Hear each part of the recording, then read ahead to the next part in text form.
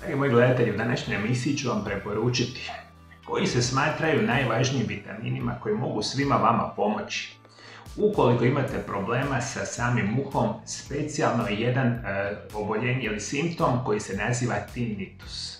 Veliki broj vas od ovoga pati dugog niza mjeseci i godina, nikako ne možete riješiti i u današnjoj emisiji ću vam reći zapravo zašto je to toliki problem da vi ovu vrstu bolesti trajno izliječite. Međutim, određeni broj vitamina itekako vam može pomoći, to ću vam reći u drugom dijelu emisije, reći ću vam koje su točno preporučene dnevne doze. Zujanje u ušima ili tinnitus je česti problem koji se javlja povezano sa drugim stanjima. Tinnitus je simptom, a ne bolest, koji pacijenti doživljavaju kao zvukove u obliku šuma ili zujanje u jednom ili oba uha, a da pritom nije prisutan podražajni zvuk u samome okruženju. I ono što mi danas znamo po istraživanjima, otprilike 15 do 20% osoba koji imaju problema sa samim uhom u odrasloj populaciji će jednom u životu doživjeti ovakvu vrstu tegove. Rekao sam, to nije specijalno loša bolest iz nekakve razmišljanja težine samih simptoma, međutim može značajno onemogućiti nekakvu normalnu kvalitetu vašega života. Ako se ne riješi, u najgorim slučajevima dugotrajno uzrokuje nesanicu pa čak i depresiju. Tinnitus se može pogoršati sa vremenom, no ako je liječenje uspješno, usmjereno je prema liječenju temeljnog uzroka. I to je glavni razlog zašto vi nikada ne možete izliječiti probleme sa vašim tinnitusom. Jer mi, kao što ću vam sada reći, postoji izuzetno veliki broj razloga zašto imate tinnitus. Vi ako ne znate točan uzrok bolesti i sami problemi sa uhom nikada neće izaći jer vi ne znate izliječiti temeljni uzrok samoga oboljenja. Brojna medicinska stanja mogu uzrokovati i pogoršati tinnitus. U mnogim slučajevima točan uzrok se nikada ne pronađe. Istraživanja pokazuju da su neki od slučajeva tinnitusa uzrokovani pretjeranom osjetljivošću živčanih stanica koji vode do uha, od uha i do mozga te krivim prepoznavanjem signala u samom centru za mozgu. Neuroni ne služe samo za prenos signala, već komuniciraju i sa drugim neuronima razmjenjujući same situacije. Ono što je bitno za reći, naš mozak ne služi samo kao jedan sklop samih neurona, nego ti neuroni, ukoliko su preosjetljivi i specijalno ukoliko su vezani za naše uho, često ćete imati sami tinnitus. Dalje razmišljate, uho i mozak djeluju selekcijski, prilagođavajući se da budu osjetljivi na one podražaje koje percipiraju kao bitne, te ignoriraju one podatke koje smatraju nevažnom bukom i suvišnim opterećenjem. Radi se o vrlo složenom i osjetljivom sustavu koji još uvijek nije do kraja istražen. I isto tako, reći, ako imate određeni poremećaj, funkcioniranje mozga direktno sa vašim uhom, često može dovesti do ovoga samoga tinnitusa. Isto tako vodite računa, među fizički i opipljive uzroke zujanja u ušima obrajamo oštećenje stanica unutarnjeg uha. Male, delikatne dlačice u unutarnjem uhu osjećaju pritisak zvučnih valova, što izaziva oslobađanje električnih signala kroz slušni živac do mozga. Vaš mozak interpretira ove signale kao zvuk, a kad su neke od tih stanica oštećene, signali više ne dopiru iz uha do centra za sluh, pa neuroni više ne prenose signale. Sada prisluškuju zdrave neurone i tako stvaraju pozadinske zvukove. I o tome vodite računa. Jedan od onih simptoma zašto vi imate problema sa samim tinnitusom bit će problemi sa ovom vratnom kralježnicom. U velikom broju slučajeva vi ste jedna od tih osoba i to je jedan od najčešćih razloga zašto ja liječim moje pacijente od tinnitusa, bit će problemi ili disfunkcija kralježnice. Isto tako vodite računa. Svi vi moji dragi gledatelji koji imate problema sa krvožilnim sustavom, specijalno imate problema sa visokim krvnim tlakom i probleme sa normalnom funkcijom srca i krvnih žila, u velikom broju slučajeva je jedan od uzroka zašto imate sami tinnitus. Možemo isto tako voditi računa na najčešći uzroci tinnitusa su vezani uho su senzoneuralni gubitak sluha, koji obično nastaje nakon 60. godine života kao posljedica nepovratnog gubitka slušne funkcije samih stanica. Zatim kratkotrajna i dugotrajna izloženost velikoj buci, te bolest srednjeg uha pod nazivom otoskleroza ili cerunem zvukovoda, što itekako vodite računa. Nećete vjerovati, moji dragi gledatelji, sam tinnitus može uzrokovati i anemija. Možete tinitus imati specijalno posljedica vezano problema sa samom štitnjačom. Kada ste zadnji puta, moji dragi gledatelji, razmišljali da poremećaj štitnjače utječu na funkcioniranje uha? Dakle, vjerojatno nikada. Možda ne bi bilo loše provjeriti ovu situaciju. Dakle, vodite računa da određene vrsti lijekova itekako mogu pogoršati tinitus. Možemo reći, pušenje i pijanje previše alkohola isto tako povezani su sa samim tinitusom.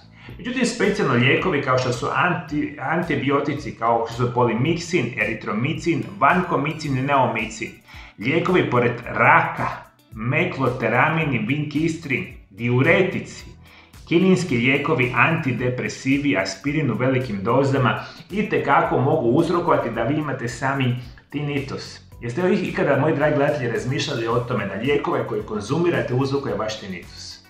Ajde drugi puta, budite dobri, pa lijepo se posavjetujte sa vašim liječnicima koji su vama prepisali te lijekove koje pijete, pa lijepo pročite one nuspojave i moguće da ako se riješite probleme ovoga tipa, da riješite i situaciju sa samim tinitusom. Tinitus itekako bude vezan sa određenim situacijama, čak koji se naziva Menierova bolest, apsolutno vezano od problema sa Eustachijevom cijevi, čak stres i depresija i puno toga, dakle, vama može uzrokovati tinitus. Dakle, deseci različitih uzroka, potenciraju tinitis. Tinitus i vi, kada ne znate što je zapravo uzrok, nikada ne možete izliječiti ovu bolest. Međutim, za današnju emisiju vam je najbitnije reći, postoje određene vrsta vitamina koji su u znanstvenim studijama pokazani da su u kroničnom nedostatku kod osoba koji imaju sami tinitus. I vi kada uzimate ove vitamine, što ne bi bilo loše, dakle možete preventivno djelovati na puno od ovih oboljenja koje sam vam rekao i na prirodan način smanjiti rizik od nastanka samoga tinitusa. I zato budite, dragi računa. Najvažniji vitamin prije svega će vam biti vitamin A. I u obliku dodataka prehrane će vam trebati od 10.000 do 15.000 internacionalnih jedinica dnevno. Ili uzimajte hranu bogatu vitaminom A. Jako je bitan za zdravlje uha jer pojačava imunitet, prirodno smanjuje upalu, sprečava nastanak infekcija i jača mukozne membrane. Ako imate mogućnost, kupite vitamin A sa karotedoidnim kompleksom i ova izvanredna situacija za vaše zdravlje. Dakle, vodite mi računa, moji dragi gledatelji, dakle, vitamin A ima potentnu mogućnost podržavanja zdravlja vašega uha. Uvijek možete uzimati hranu bogatu vitaminom A, što je izvanredno dobro, međutim možda vam je za prvu ruku preporučeno da pronađete kvalitetnog proizvođača dodataka prehrani i uzmite nešto što naziva vitamin A sa beta-karotenoidnim kompleksom. Ove dvije supstance izvanredno zajednički djeluju i mogu bi vam značajno pomoći. Drugi vitamin koji itekako trebate su obavezno vitamin B kompleksa. U obliku dodataka prehrani se uzima od 30 do 50 mg 3 puta dnevno. Uz kompleks vitamina B uzimajte dodatno vitamin B12 ili kobalamin, oko 1000 mikrograma dnevno. Vitamini B skupine su esencijalni za zdravi sluh, smanjuju tlak u uhu i danas znamo da osobe koje imaju kroničan nedostatak vitamina B imaju problema sa samim uhom. Dakle, vitamin B kompleksa se uvijek uzimaju kao vitamini u zajedničkoj formi. Ono što vodite računa, dakle, kupite dodatke prehrane vitamina B kompleksa, dakle 3 puta dnevno se uzima i jako je bitno za reći ovaj vitamin B12 ili kobalamin, njega uzimate u dodatnoj povećanoj, preporučenoj dnevnoj dozi nekoliko tjedana zaredom, pa onda vidite da li ova situacija vama pomaže. Izvanredno, dakle morate razmišljati na namirnice kao što su životinjska jetra, bubrezi, sardine, organska govedina, tuna, prehrambeni kvasac, pastrva, losos, organsko mlijeko i organska jaja su nevjerojatno, krcate namirnice bogate sa vitaminom B. I treći vitamin koji po znanstvenim studijima značajno podržava zdravlje vašega uha biti će nešto što mi nazivamo vitamin E.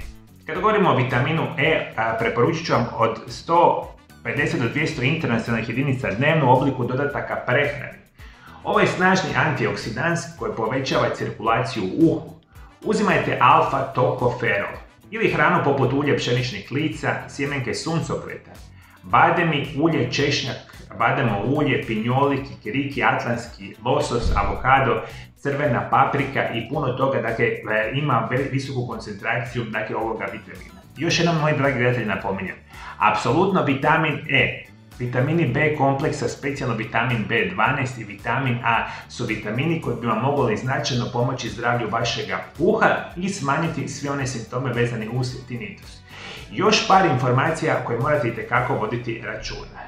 Redovito jedite ananas, češnjak, kelp ili morsko povrće, može vam značajno pomoći. I apsolutno iz prehrane izbacite šećer, alkohol, cigarete i na minimum uzimajte kofein. Dakle, svi vi koji imate tinnitus, kada pušite, kada konzumirate alkohol, kada konzumirate sami šećer i specijalno kad uzimate kofein u imalo većim dnevnim dozama, to je onu kavu koju pijete, značajno možete povećati rizik od gorih simptoma vezanih za sami tinnitus. Dakle, moji dragi gledatelji, vodite računa o ovome. Ključ vašeg trajnog izlječenja bolesti će biti naći temeljni uzrok bolesti i onda ga prirodno liječiti. A ovi vitamini itekako mogu pomoći da vi budete na punoj boljoj situaciji vezani za sami tinnitus. A vi, moji dragi gledatelji, ukoliko ovaj video zapis smatrate da je dobar za vas, možda bi bio dobar i za nekoga drugoga, pa bi bilo lijepo da ga podijelite i sa vašim dragim osobama. I prije nego što odete, moji dragi gledatelji, postoji određeni minerali koji se smatraju izvanrednim bitnima za zdravlje vašega uha, a o tim mineralima koji pomažu u smanjivanju tinitisa saznate u ovom mom video zapisu pored mene. Hvala najljepše što me pratite me i dalje. Do druge emisije, ja vam želim lijep i ugodan pozdrav.